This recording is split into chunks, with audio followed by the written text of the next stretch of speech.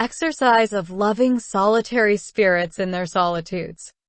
First title and first contemplation. Lord God, your friends, but especially your most intimate spouses, cannot marvel enough at seeing you so enamored with the men whom you have created and then recreated for yourself, worthy of yourself, in you and through you. You wish to order and make use of innumerable means, all fitting and proper for each one of them, by means of which they would be able to attain eternal enjoyment of their final end, which is you, O infinite deity. But ceasing to speak to you, for the time being, of the state of our first creation, I must expound, and indeed I pour my whole self out before your divine and infinite majesty, concerning the state of our recreation, the recreation of all of us, I say, whom, by your special goodness, love, and mercy, you have created anew by an altogether new love and prodigy, distinct from our first creation, notwithstanding such extreme differences between the prodigies and marvels of one and of the other. And although at first we were and had been innocent, just and holy, whereas now we are not so in knowledge and faith, but quite the contrary of this in knowledge and faith, it is all the same. Our present state is nevertheless much better and more excellent for us, even with regard to our own interest, if we must have any, than the first. But having only ourselves and what is ours, I mean our infinite glory and object, we are enraptured in admiration over the very prodigious state of our recreation, and over the very admirable means which you have used for this. By your word and your commandment, all things were brought forth into the light of day, whether at intervals or all at once. It does not matter to me. But here your majesty even descended to earth, and, having clothed himself in our flesh, elevated our flesh to his flesh, our humanity in his divinity, our nature in his nature, our nothingness in his all. What marvels are these, O eternal and infinite God, what love, what goodness, and what excesses! How do the angels not falter before such a spectacle, before such a prodigious love as yours toward poor humanity, fallen into the power of devils, in hell, and even in more miserable damnation? Behold, O eternal God, what we are, what we have become, and what we are at present in your infinite deity. You are a loving and infinite reparation at your own cost and infinite expense, in our poor nature made yours, personally united to ours by very supernatural and ineffable means. But let us leave aside at present the sight of the infinite first and successive effects of your love, goodness, and mercy, which all preceded the infinite subject of my present admiration, namely the religious life, which you have made, established, and ordained more for our sake than for yours. But, justly humiliated and bewildered as we are at the sight and contemplation of your goodness and infinite love, in the possession and actual practice of this infinite benefit received from you, we give to you all the glory as is due to you, to infinity from each and every one of us. For, my love, it is here where your holy and divine spirit is infused admirably and flows very fruitfully and abundantly, although diversely in all of us, to perfect and achieve in each of us the divine negotiation of our redemption. Infinitely copious and abundant on your part for each of us in the actual and continual exercise of your loving game with us.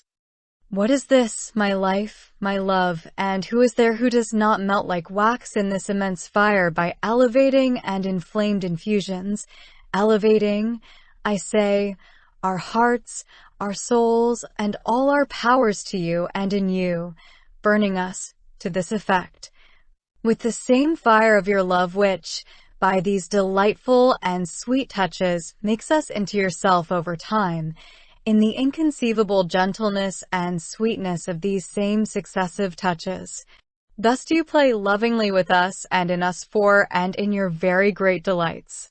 Through their exercise and occupation with this, Manure and mud are changed, made, and transformed into your infinite deity, your love never ceasing its flow unless it has surrendered to us this same love and fashioned us into a God by his deity, divinized by his divinity, all from his all and in his all. Ah, my love, if those who remain in the world could perceive this in the depths of themselves, they would consider themselves to have the lesser part, and they would judge us religious to be justly and rightfully happy among all mortal men. And in truth they would be right, even though it is true that they have enough of your love and your grace to suffice for the keeping of your divine commandments, and true also that you have directly chosen some of them from among those who are scattered here and there, who are divinely filled with your divine spirit and with his sevenfold gift, and who in your divine abundance occupy themselves night and day, and even continually, with you and in you, but those persons themselves are unknown to the rest of men, the lives of whom are totally contrary to theirs, even though they be good and in your charity. I leave aside here the sight of the unhappy fools who, not wanting to use as they ought your grace and your natural gifts for your glory, are justly reproved by you in all your eternity.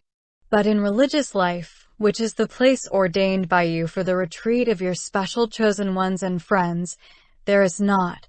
nor must there be anything but spirit, charity, holiness, all virtues, and this in each one and in all. Thus, my love, there is for us an infinite obligation in being mercifully called by you, to serve you in acts of worship, intensely and continually animated by a very excellent spirit, charitable, virtuous, holy, sweet, and kindly, truly mortified, both in particular and universally. For my love, the more religious life has of this, that is to say, that spirit in its body and in all its members, the whole receiving abundantly the influence of its head, as a secondary subject or an effect all this, I say, my love, so obliges religious to desire you and serve you fervently, purely, and continually that one would now know how to express it sufficiently enough. Behold, my love, your excellent prodigies and your special chosen ones and dearest friends, among whom, however, each one is found to be quite diverse in degree and condition, in holiness and spirit, even in your best and most excellent houses. But what is above all marvelous in this fact is that the kind of religious life in which each one of them is called to remain is more suited to him than any other, and even, to say it better, that no other would be suited to him except that one. Oh, infinite wisdom! What great things you do truly in all the universe, both in the government of its entirety and in each of its parts. What great things you do, I say, all things in weight, number, and measure, disposing sweetly, reaching powerfully from one end to the other. You are also a God of infinite love and goodness, to whom are gathered essentially the prodigies in all the universe to the infinity of love, of goodness, of mercy, of wisdom, of power, of justice, of clemency, and of all perfection that one could imagine. So it is, and in accordance with this, that you take delight in flowing into men, playing to your very great pleasure with them and in them, drawing and elevating them to the length and breadth of your divine splendors, which you produce in them by the infusion of your loving divine flow, and which, with the orderly passage of time, produce their very worthy effects, very diverse in very diverse states and constitutions. And it is in the eminence of similar exercises in men who are your intimate friends, and from them reciprocally in you, that you are exalted, magnified, and glorified on the earth, more than one would know how to think, to your infinite pleasure and satisfaction. For you are always giving all, always to have it, and have it all back again, although it is true that all still remains in us so that your friends might be rich, often without thinking that they are so, in your gifts and from your gifts, through the incessant flowing back of these gifts from them to you. For the elevation of the mind and love are two very different things, just as are thinking and seeing. For while the first is dangerous, even totally contrary for those at the lowest level, the second does no harm at all to those at the highest level, given that you reign sovereignly and very highly in them, that is to say, in perceptible, spiritual love, which makes its continual flow from all the powers uniquely in you, floating to and fro on the depth of your immensity, in vision, knowledge, and manifestations of you, of your profound and mysterious secrets as well as of your infinite beauty.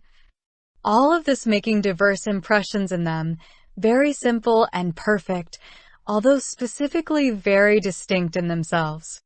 This fills them with love and with delights greater and sweeter than one would know how to think, as being the very noble effects of your operations and of your gifts all together.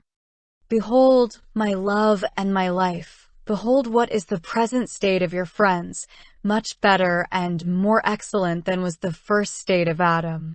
Most of these friends, I say, are always more frequently found in good, holy, and best religious communities than in the world, although you have always had some friends there too and still do. The hidden holiness of these united perfectly to the holiness of the Church, your very dear bride on earth, and together with these the holiness of religious life, both in general and in each of its particulars. Altogether, I say, they unanimously, attentively, and continually implore your mercy and goodness to stoop down for the good of the world, and they hinder you from hurling your just and very just lightning bolts at it, which would reduce it to its primordial nothingness or to the unhappy life of damnation reserved for it, in a condition that would be worse and worse for all eternity. And if it should happen that, after all, it does not amend itself or change, never having anything as its end, but itself as its own idol, this powerful, unhappy curse cannot depart from it. Behold, my dear love and my dear life, what are the abysses of your marvels among men and the diverse and different states of the least, of the greatest, of the very great and excellent good toward men, some being your mercenary servants, and others your familiar and trusted friends, and others still more intimate are more intimately trusted and familiar to you. Others still yet more excellent are cherished by you as your very dear children, although it is true that you hold and cherish universally all those who are in your charity, friendship, and grace as your children. But so it is that there is a very great gradation in the flow of your love effective in them all, and that the perfecting, infused, and elevating love shows manifestly enough in them. And as for the innumerable diverse ways that you hold out to them, by these ways you sanctify them so diversely and admirably, that it can truly be said that no two resemble each other any more than do the means of sanctity in any saint. In this you are seen to be so prodigious that, in a manner of speaking, even at minimum, when nothing comes forth or issues from you, a similar condition is effected by your ways, which so strongly enrapture your most intimate friends in very profound admiration. However, this vision and contemplation which you produce in them enraptures them powerfully with so many diverse beauties, and these same beauties are so agreeable in your eyes as indeed they are agreeable. Hence, having returned to these, their admiration is, to be precise, contemplation that ends in admiration. And their admiration ends in knowledge and experiential certitude, so that the flow of such diverse and unique fecundities is, and must be the proper effort of infinite fecundity, filling entirely, drawing, elevating, and making fertile such a great number of sterile lands, just the right number, as if all these were but one in the estimation of a God as excellent in power and majesty as you are. Who will not admire all this? We ask this especially of those who, because they possess, more or less, some marvelous effects in religious life, must especially admire this. O God of goodness, who would not admire this? No, it is impossible, even completely impossible, that this could not be so. Now then, my love, it must thus be said and believed that religious life is another earthly heaven, where you are exalted, reflected, and glorified in religious who live there by your love alone, in the measure and proportion. And even over and above the measure and proportion of the weak nature of each one of them. These, admiring one another over the brilliant lives and lights that they see exploding back and forth between them, cry out in perpetual admiration, "Come and see the prodigies that God has placed upon the earth." The life, I say, and the very exemplary luster of these is to everyone such a sweet and delightful sentiment that one could scarcely express it sufficiently enough. And although it must be admitted that certain failings be found in some, in that they cannot run the course of penitence in your love with such strictness as do many who surpass them and overtake them in their speed, nonetheless all are content. Without falling into the disorder of envying their greater and better brothers, to the point of losing your peace, each one doing to the best of his ability the activity of the course. And yet what is less turns out to be more, and all are very content with their portion, very unworthily received from your divine majesty. And what is so marvelous about this is to see that some are found who fly manifestly before our very eyes above all that is created and above themselves in your infinite deity, penetrating the abysses of its infinite essence, within which they melt and lose themselves in total annihilation both of themselves and of all created things, in the force and ardor of your loving furnace, in which you are infinitely pleased to melt, reduce, lose, and consume them totally in such a way that inside this furnace they no longer perceive themselves nor creation, nor yourself, in a manner of speaking, in distinction, but your love alone. By the same love, they are so swallowed up and absorbed that it is virtually impossible for them ever to come out of it and turn to alien loves. For they are so firmly fixed and constituted within, that nothing outside can reach their inmost depth, wholly surpassing by you and in you, wholly penetrated by you in yourself, far deeper beyond their own depth, so much so that they will very soon reach you. O my love, like those who possess and occupy infinite domains, wherein they reign fully in peace and total fruition, form you totally, according to their totality.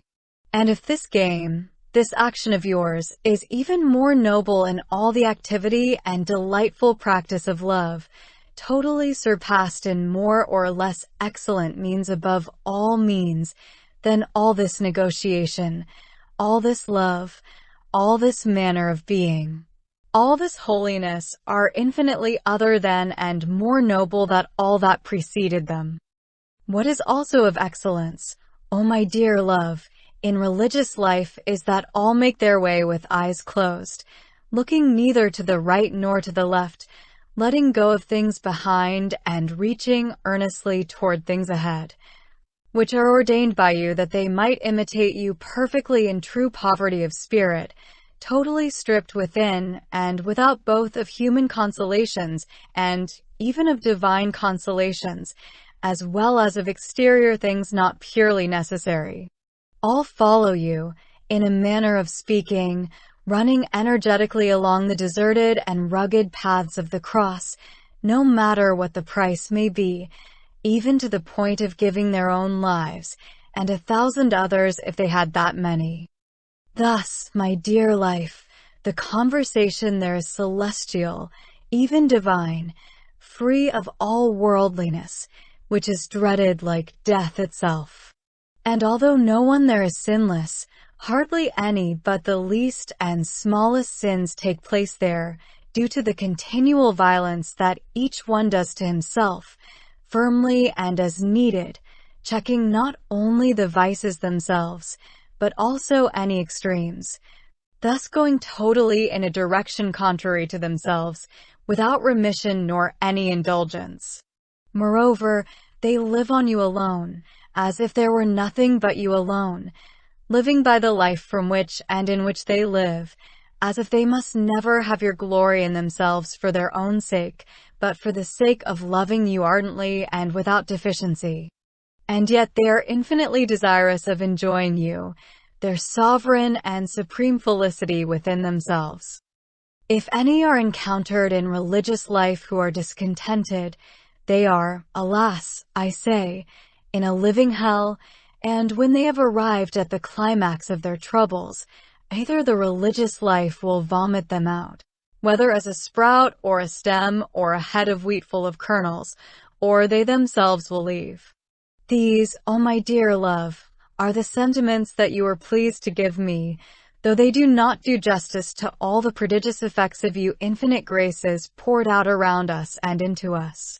I sacrifice them to you presently together with those that you will be pleased to give me in the future in the rest of my exercises. I sacrifice them as I do my own self, and along with myself, in a pure and entire holocaust.